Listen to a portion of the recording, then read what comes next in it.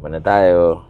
Sabi ni Joaquin, first gear muna, tsaka mo reverse. Para daw pumasok yung reverse. Ayaw pumasok ka. It's a Land Cruiser thing. Kunana eh.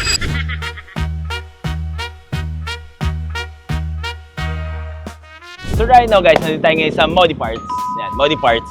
Kakabit tayo magkakabit tayo ng spacer since yung loob ng spacer ng goma natin plus 55, kailangan poke natin palabas. So ngayon, kakabit tayo na Mr. Offset para lumabas at the same time makabit natin yung center cap sa TE37 natin. Hindi naman tayo pwedeng pang isa lang, dapat 4 na piraso. Dito sa harap, as you can see, sa harap, hindi siya, meron siyang parang, ang tawag doon? Yung basta yan, meron siya, at hindi siya kakasya. So since hindi siya kakasya, maglalagay tayo ng spacer para makabit natin yung center cap natin. Hindi pwedeng hindi magiging mayabang to kotse. Tapos dito, sa salamin, may moldings tayong bibilihin. At nabili na pala natin. At saka papalitan na natin rubber. So, bagong lahat yan, bago tayo uwi ng Isabela, pagawa muna natin tong kotse natin para wala tayong magiging problema. So guys, na-hold up tayo din sa Atoy Customs. Pwede lang. Tingin ka agad yan, alam ko na eh.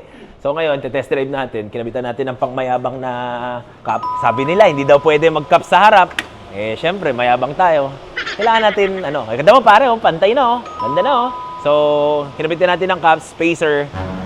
At the same time, medyo delay ng konti kasi nga, wala nangihingi ng turbo. Tapos ano pa ba mga in-order natin dito? Railings ng Recaro kasi nga yung upuan natin hindi na pang-re-up, pang-Recaro na yan pare. So ayaw natin mag-re-up pare. So ayan, Recaro tayo. Ano sabi niya kanina sa video niya, yung sa simula, backward mo ko de? Yan, pak! So ngayon, test drive natin. Kinabitan natin ng pangmayabang na caps. Mayabang daw. Oy, hindi ko naman Recaro ko na. Wala, pare. Maraming mayabang na matras. Hindi natin yayabangan yan kasi wala pa tayong pambili. Magbebenta tayo ng mga 10 kotse, monthly para may panggastos tayo dito. So tara, test drive muna natin kotse. Shout out Sir Romel. Hello. Yan, let's go. Mukhang okay naman yung preload mo. Okay naman. Hindi, joke lang, rad blow yan. Okay naman, apo natin. Sabi ko, parang masyado malambot pa para sa rad. Ayan ka na naman, yung cut na naman tayo. Matapang ba to? Hindi ka cut. So, sa pagtitingnan mo ko yung rack and pinion bushing, actually, bukod sa hinahawakan naman yung rack and saka tinitignan yung rack and pinion bushing mismo na kung gumagalaw ng gano'n. Ito evident eh. Ito mo, buwabagal ako tapos mabilis Yun na yun. So, dadalhin na to sa Mad Monkey Garage. Tama ba? Tignan natin kung matsamba na mga bata ko. Tapos kung yung basta ingat lang sa power steering fluid.